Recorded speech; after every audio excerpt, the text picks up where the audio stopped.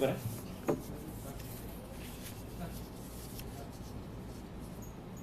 आज की इस प्रेस वार्ता में आप सबका स्वागत है। 4 जून से जब से देश के सामने नीट एग्ज़ाम के रिजल्ट्स आए हैं, प्री मेडिकल नीट एग्ज़ाम के रिजल्ट्स आए हैं, तब से देश भर के युवाओं में भारी गुस्सा है, भारी रोष है। कई प्रकार की अनियमितताएं बाहर आई है नीट रिजल्ट्स को लेके, जो एक तो समझ से बिल्कुल परे हैं। लेकिन मुझे नहीं लगता कि देश के इतिहास में, देश के कॉम्पिटिटिव एग्जाम्स के इतिहास में इतनी बड़ी गड़बड़ियां बाहर आई। आप सोचिए, देश के इतिहास में हर साल, जब से देश आज़ाद हुआ है, हर साल कितनी दर्जनों नेशनल लेवल की कॉम्पिटिटिव एग्जाम्स होती हैं।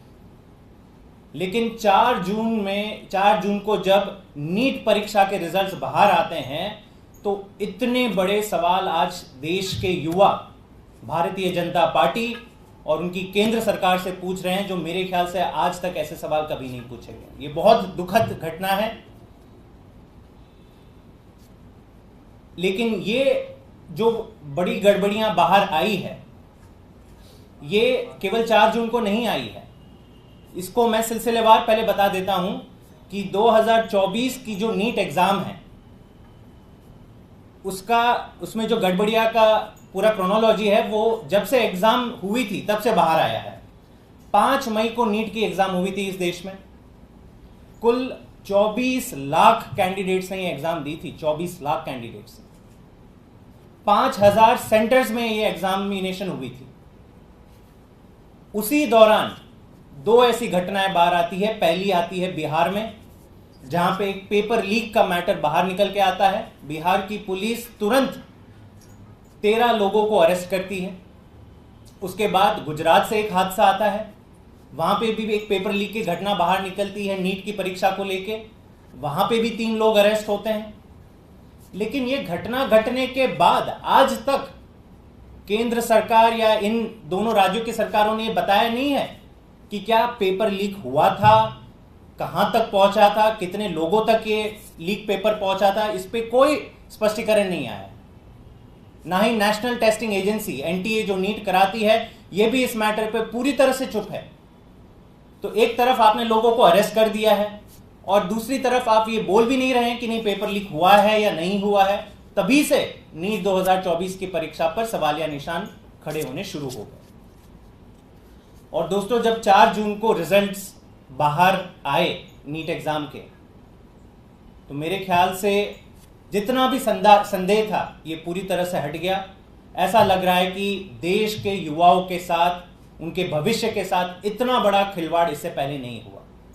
हमें लगता है नीट एग्जामिनेशन में गड़बड़ियां नहीं हुई है, एक बहुत बड़ा घोटाला हुआ है। और ये मैं क्यों कह रहा हूं, ये मैं आपको बता दूं। पिछले 4 दिनों से केवल एक मुद्दा देश के युवा डिस्कस कर रहे हैं कि जो रिजल्ट्स आए हैं इनमें इस प्रकार की गड़बड़ियां कैसे निकल सकती हैं। पहली गड़बड़ी, जिस एग्जाम में अमूमन हर साल 2 टॉपर 3 टॉपर घोषित हुआ करते थे, इस साल 67 टॉपर, जिनको 720 में से 720 मार्क्स मिले, वो घोषित हुए। मैं तो आज भी दंग हूं। 720 में से 720 मार्क्स, 100% मार्क्स देश के इतिहास के किसी भी कॉम्पिटिटिव एग्जाम में नहीं मिले इतने बच्चों को, लेकिन नीट के एग्जाम में मिल गए। पिछले सालों की अगर बात करें तो 2023 में केवल 2 कैंडिडेट्स को फुल मार्क्स मिले थे। 2022 में 4 कैंडिडेट्स को टॉपर घोषित किया गया था और 2021 में 3 कैंडिडेट्स को टॉपर घोषित किया था। लेकिन सडनली 67 टॉपर्स। दूसरी बात, इसमें यह भी पता चलता है कि जो 67 टॉपर में से जो 6 टॉपर थे, वो झज्जर हरियाणा के एक सेंटर से निकलते हैं।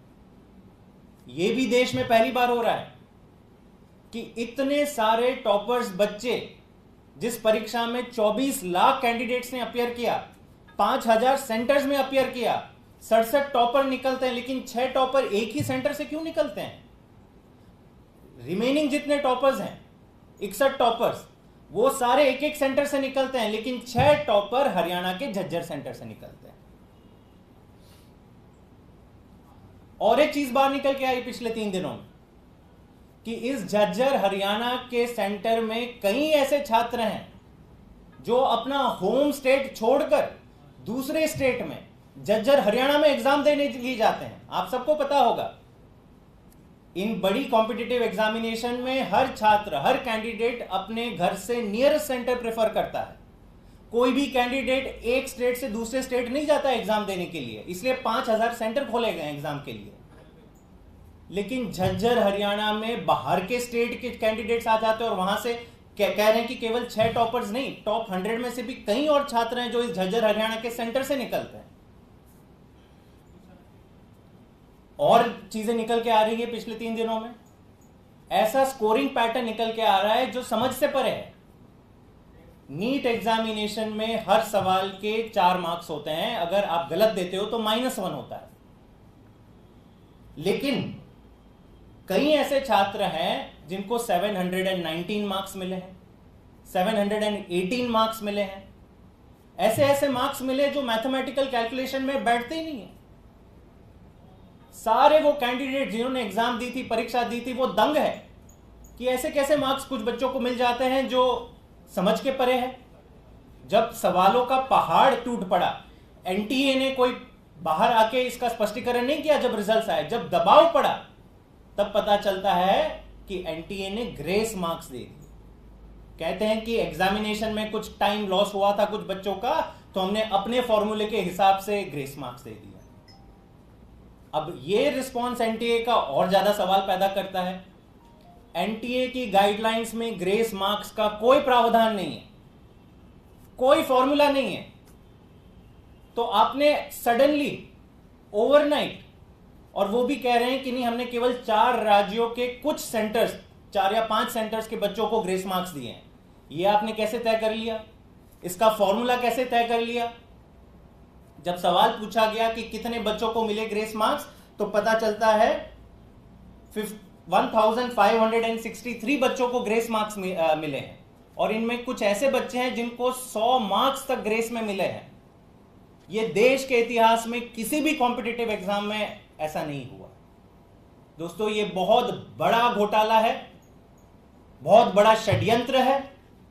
और इसके चलते जिन जिन बच्चों को ग्रेस मार्क्स मिले हैं वो लाखों की संख्या में मेरिट लिस्ट में ऊपर हो जा रहे हैं। जिन बच्चों को ग्रेस मार्क्स नहीं मिले हैं, सालों की मेहनत के बाद जो अपने मार्क्स मिले हैं, लेकिन वो देखते हैं कि कुछ बच्चों को ग्रेस मार्क्स मिले और वो बहुत ही आगे चले गए, उनके सालों की मेहनत बर्बाद हो गई। जब से देश के युवा भारतीय जनता पार्टी और उनकी केंद्र सरकार को यह सवाल पूछ रही है, तो पूरी की पूरी भाजपा चुप है। देश के युवाओं के जज्बातों के साथ इतना बड़ा खिलवाड़ हो रहा है, उनके भविष्य के साथ इतना बड़ा खिलवाड़ हो रहा है, लेकिन भारतीय जनता पार्टी चुप है। यह बहुत गंभीर घटना है, क्योंकि देश का जो कॉम्पिटिटिव एग्जाम्स का ढांचा है, आज से पहले इतने बड़े सवालिया निशान कभी नहीं पूछे गए।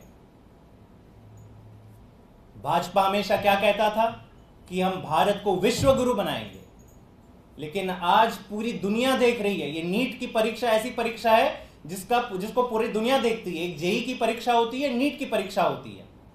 पूरी दुनिया आज देख रही है कैसे भारतीय जनता पार्टी, जो भारत को विश्व गुरु बनाने की बात करती है, एक कॉम्पिटिटिव एग्जाम ढंग से नहीं करवा पा रही। आज केंद्र सरकार की इन हरकतों की वजह से, इनकी चुप्पी की वजह से, इनकी नॉन ट्रांसपेरेंट एक्शन की वजह से, बहुत दुख के साथ ये मैं कह रहा हूं कि देश की पूरी कॉम्पिटिटिव एग्जाम की जो व्यवस्था है, एग्जामिनेशन सिस्टम का जो ढांचा है, उस पर विश्वसनीयता लोगों की कम हो गई है। ये बहुत बहुत गंभीर मुद्दा है, बहुत बहुत दुखद मुद्दा है। लेकिन दोस्तों, ये पहली बार नहीं हो रहा है कि भाजपा की देखरेख में पेपर लीक हो रहे हैं, एग्जामिनेशन की क्रेडिबिलिटी पे सवालिया निशान पैदा हो रहे हैं। भाजपा का लंबा इतिहास रहा है, आप देखते जाइए। सबसे पहले आता है गुजरात, 25 साल से ऊपर से इनकी सरकार है गुजरात में। गुजरात में कहते हैं पेपर लीक एक ऑर्गेनाइज्ड क्राइम है। पिछले 11 सालों में 11 बार पेपर लीक हो चुके हैं एग्जामिनेशंस के गुजरात में। यही भारतीय जनता पार्टी है जो कहती है कि हम देश को कहां से कहां पहुंचा देंगे। अपने गुजरात में भी ये लोग पेपर एग्जामिनेशन नहीं करवा पाते हैं ढंग से। जनवरी 2023 में पंचायत जूनियर क्लर्क का एग्जामिनेशन हुआ था गुजरात में। 10 लाख कैंडिडेट्स ने अपियर होना था, पेपर लीक हो गए, खत्म, उनका भविष्य अंधेरे में। नवंबर 2019 में Gujarat subordinate services board exam का पेपर होना था, वो भी लीक हो गया। 6 लाख कैंडिडेट्स थे जिनका भविष्य अंधेरे में चला गया। कुल 11 ऐसे पेपर लीक हुए हैं गुजरात में पिछले 11 सालों में। यूपी की बात कर लें, यहां पे भी भाजपा की डबल इंजन सरकार कहते हैं, काफी डिंडोरा पीटते हैं कि हमने यूपी में ये कर लिया वो कर लिया। क्या दिखाता है? डेटा दिखाता है कि यूपी में भी हाल ही में फरवरी 2024 में पुलिस कांस्टेबल रिक्रूटमेंट एग्जामिनेशन का पेपर लीक हुआ। वहां पे कितने उम्मीदवार थे, कितने कैंडिडेट्स थे? 48 लाख नौजवान थे। सोचो उनके ऊपर क्या बीती होगी, उनके परिवारों के ऊपर क्या बीती होगी, जो सालों से ये आस लगाए बैठे थे कि हमारा बेटा हमारा बेटी एग्जाम की तैयारी कर रही हैं और जरूर उन्हें नौकरी मिलेगी। 2021 में भी उत्तर प्रदेश का टीचर एलिजिबिलिटी टेस्ट था, वो भी पेपर लीक हो गया। 21 लाख कैंडिडेट्स का भविष्य अंधेरे में चला गया।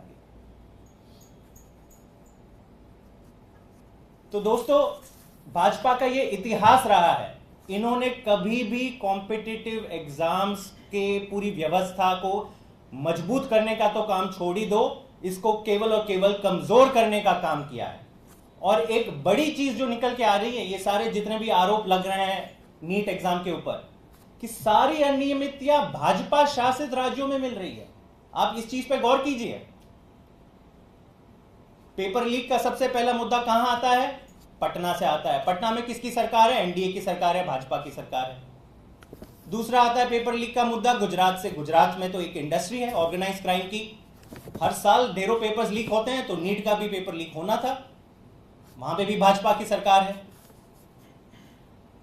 हरियाणा के झज्जर सेंटर से जो सबसे बड़े सवाल वहां से पैदा हो रहे हैं, हरियाणा की सरकार किसके अंदर है? भाजपा के अंदर है। तो कहीं ना कहीं ये साफ होते हुए दिख रहा है कि ये कोई छोटा मोटा घोटाला नहीं है, छोटा मोटा स्कैम नहीं है, ये भाजपा द्वारा शासित सरकारों के कोऑपरेशन में या भाजपा के नेताओं के सांठगांठ से कुछ घोटाला होते हुए दिखाई दे रहा है। मैं आज आम आदमी पार्टी की तरफ से देश के युवाओं को यह बताना चाहता हूं कि हम आपकी लड़ाई में आपके साथ हैं। हमें पता है कई युवा सुप्रीम कोर्ट गए हैं क्योंकि सरकार ने तो जवाब देना बंद कर दिया, चुप्पी धारे हुए हैं। हम देश के युवाओं के साथ, उनके भविष्य की लड़ाई में उनके साथ खड़े हैं। हम जितना सपोर्ट कर सकते हैं, हम पूरी ताकत से इनको सपोर्ट करेंगे। दूसरा, हम माननीय सुप्रीम कोर्ट से कहते हैं कि इस मैटर का आप संज्ञान लीजिए।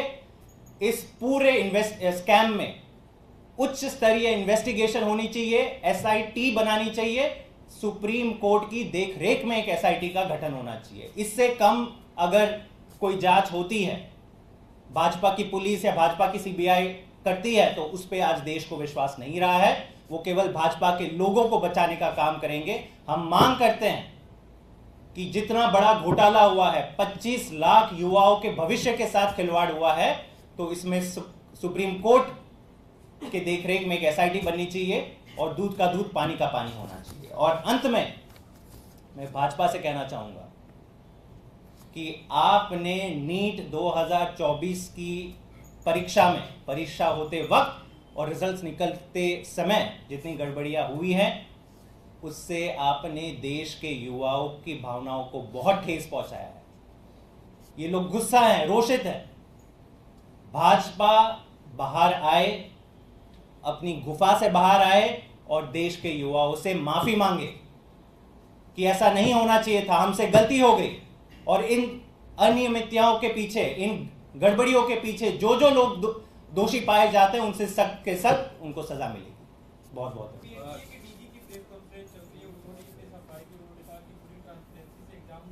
और जो पूरा मामला है 24 लाख स्टूडेंट से नहीं जुड़ा है, 6 सेंटर्स की 1600 स्टूडेंट से जुड़ा है और उस मामले में आगे लेकर जा रहा है। इसमें कमेटी भी बना दी गई है जो उन 1600 छात्रों की ग्रीवेंसेस है उस पर डील करेगी। देखिए, ये कहना बहुत गलत है कि केवल कुछ सेंटर्स के छात्रों के साथ ही गलत हुआ है या सही हुआ है। अगर आप 1600 स्टूडेंट्स को ग्रेस मार्क्स देते हैं या उनको आगे बढ़ाते हो तो उससे आहत किसको पहुंचती है? देश भर के बाकी सारे छात्रों को ना, जिन्होंने मेहनत पूरी की, टाइम पूरा दिया, लेकिन उनके मार्क्स भी जो उन्हें मिलने चाहिए थे उनमें मिल गए, लेकिन कुछ और बच्चों को उनसे ज्यादा मार्क्स मिल जाते हैं, ओवरनाइट मार्क्स मिल जाते हैं। ग्रेस मार्क्स जो कॉन्सेप्ट ही नहीं था नीट में, ओवरनाइट इन्वेंट कराया जाता है। कुछ कुछ बच्चों को 100 ग्रेस मार्क्स दिए जाते हैं। तो ये बहुत बड़े सवाल है, इस पे लिपापोती करने की कोशिश ना करे भाजपा। इस पे केवल और केवल सुप्रीम कोर्ट की देखरेख में जब तक एसआईटी नहीं गठित होती, मुझे नहीं लगता देश का कोई भी युवा शांत होगा, देश का कोई भी युवा सेटिस्फाइड होगा कि हमारे साथ इंसाफ होगा। बहुत बड़ा इंसाफ नाइंसाफ हुआ है और ये देश की एग्जामिनेशन सिस्टम को पूरी तरह से इसके ऊपर विश्वसनीयता खोने का काम आज भाजपा ने किया। एनटीए ने कहा है कि ग्रेस मार्क्स जो है वो अलग अलग स्टूडेंट्स के लिए अलग अलग मापदंड है, वो आंसरिंग एफिशिएंसी के ऊपर उसको बेस किया गया है। Time concept, time loss pattern पे उसको बिल्ड किया गया था। नहीं तो वो पूरा ट्रांसपेरेंट तरीके से जारी करे ना। इन्होंने बताया 1563 बच्चों को ग्रेस मार्क्स मिले हैं, किस बच्चे को किस फॉर्मूला के तहत कितना टाइम लॉस हुआ, कितने ग्रेस मार्क्स मिले, पहले क्या थे, बाद में क्या थे। आप जब तक ट्रांसपेरेंट नहीं होगे पूरी तरह से, और फिर देश तय करेगा कि आपने सही किया या गलत किया। आज आप केवल बहाने दे रहे हो, जो सवाल पूछे जा रहे हो उनसे बच रहे हो, और जो पेपर लीक का मैटर था गुजरात और पटना में, उस पर तो कोई जवाब ही नहीं दे रहा कि क्या पेपर लीक हुआ था भी नहीं हुआ था, और जो लोग अरेस्ट किए गए थे उनके साथ क्या हुआ फिर। तो इसके ऊपर भाजपा के पास कोई जवाब नहीं। ठीक, थैंक यू।